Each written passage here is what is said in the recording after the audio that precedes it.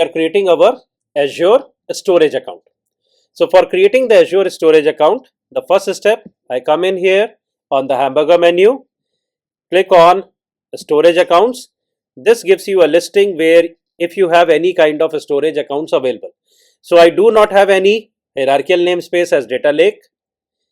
I do not have any blob anonymous access, nothing is configured. I will just simply go in and click on this here, create a storage account for me. First thing, as always, this is going to be pay as you go. Your name of subscription, from where the payment for this account will come. I selected this. Then we have the resource group. So in which resource group you want to place it? I'll place it into this VFQ demo. By what name? Remember, the name of a storage account is always going to be in small caps. You cannot give the storage account name in all caps. It will always be in small caps. So I'll call it up as VFQ demo SA, and this is 0209. It's always a good practice that you follow a naming convention. Naming convention will give you, just by looking up at the name, that what is the purpose for which you created this account. So if I say that this is SA demo, 3 to 24 characters can be there, only lowercase letters and numbers. So I cannot have any special characters in here. So this gives me a meaning that this is for VFQ, for the demo, storage account purpose here. In which region this will be hosted? So I say that this is going to be in East US 2. What type of storage you want to use?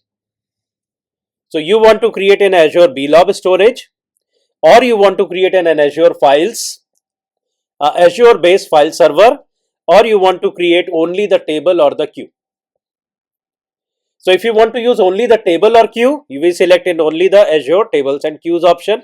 If I select in the general purpose, then in that case, now it is asking me what kind of performance you want to have. Based upon the performance selected, the redundancy options will change.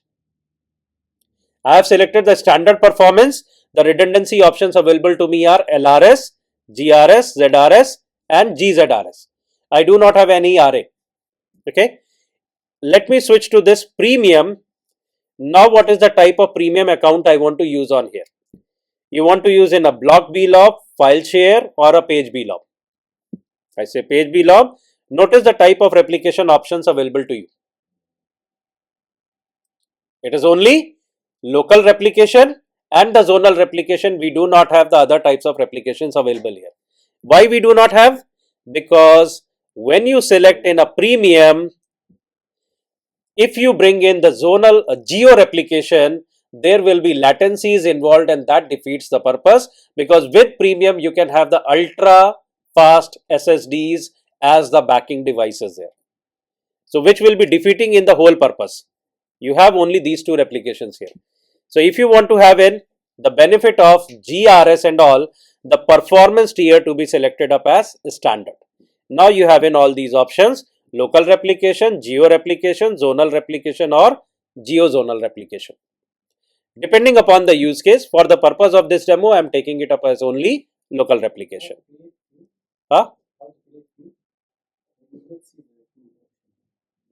For the queue here, others, when you select the other tables and queues, we can create a queue by using general purpose only. The general purpose, like I told you earlier, it allows us to have all the 4 types of containers there.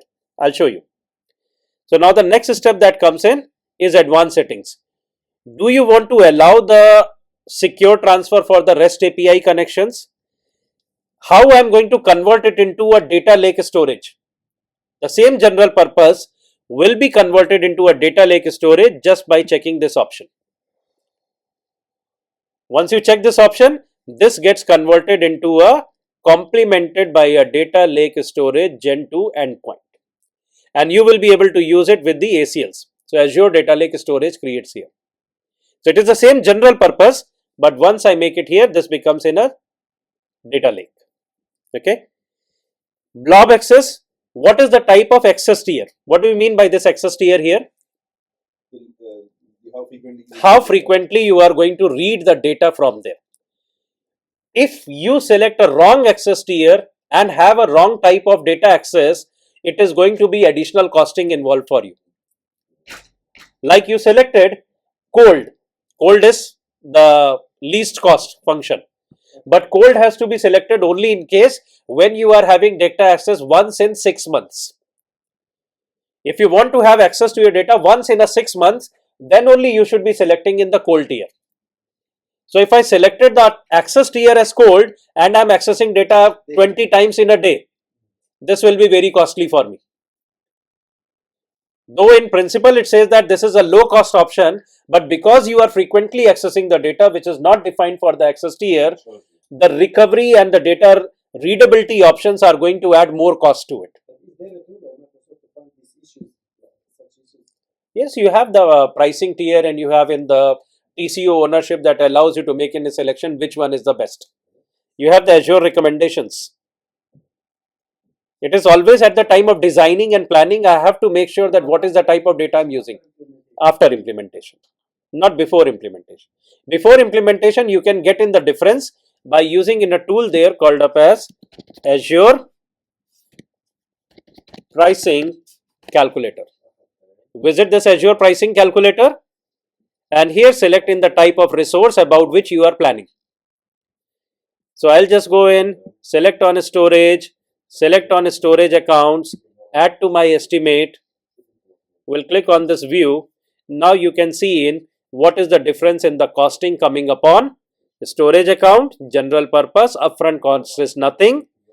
Based upon what you are using, performance that you are selecting, type of storage you are selecting, location you are selecting, file structure is flat or the hierarchical, access tier is hot, cool, cold, archive, which one you are using.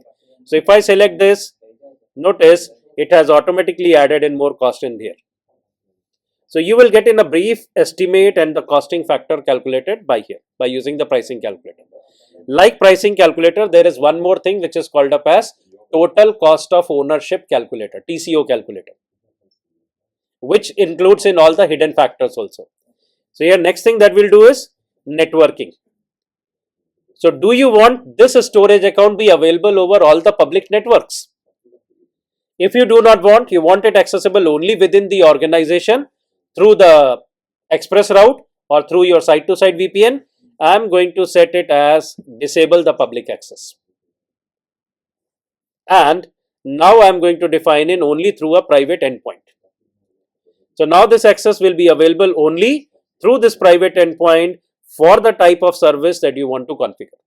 And you have to select in a VNet, you have to obtain in your subnet through which you will be facilitating the connectivity to this storage. So now this is limited only to this network where you can have in all your private DNS integration and configurations associated with that. But for the sake of this demonstration, okay, another thing, at the routing preferences, now it is having an option because we have disabled the public access. You can explicitly say use the Microsoft network routing or use the internet routing concepts associated with it. So when you say internet routing, you add in your own configuration sets there. For the purpose of this demo, I'll keep it here, enabled. Now when you have enabled it as a public access, one option is you are totally taking it on the private endpoint. Second option is I say that public access is enabled, but not from all the networks, only from the selected VNet. Public access is enabled. This is where you are forcing in a tunneled operation. You are forcing in a directed operation that the data traffic will be available only from this particular source. So we are saying that public access is enabled. You can access it using the HTTPS endpoints, but only when the traffic comes from this respective virtual network. So either you can create in a new virtual network or you can select your existing VNets. This can have private and public also. Yes, this could be private and public. Because he will do a NAT. It will do the NATing. So here you can say that I want it to be available only through this storage endpoint will be auto added here. So it will create in a new subnet here, which will be permitting it the access through this. So we use our existing VNet and we say that use in this respective subnet. So this subnet will be added.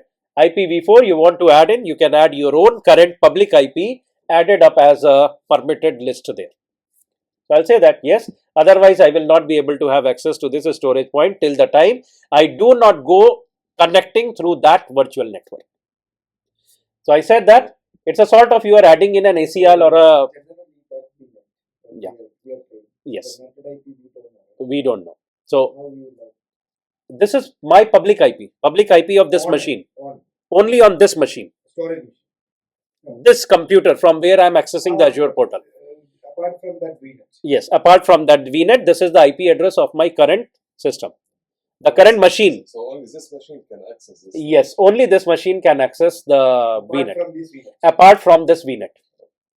So apart from this VNet, if I want to have an access, otherwise what will happen? Till the time I am not connected through a gateway or I am not having in a point to site or a site to site or an express route, I will not be having access to this storage account.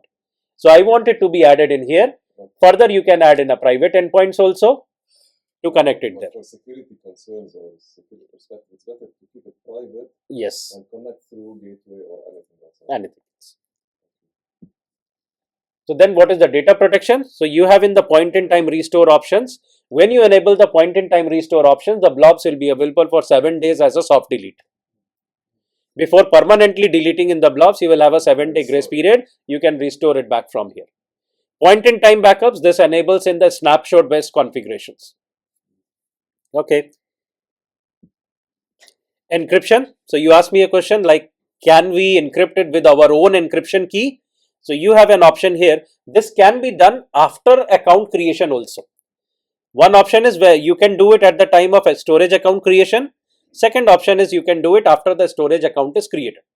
So for the sake of this demo, I will not do it as a customer manage. I'll keep it up as a Microsoft manage encryption, and then we will do it post creation. We'll change the customer encryption to a personal encryption there. The customer manage. I'll just do what? Review and create. This will do in the validation and will create me the storage account.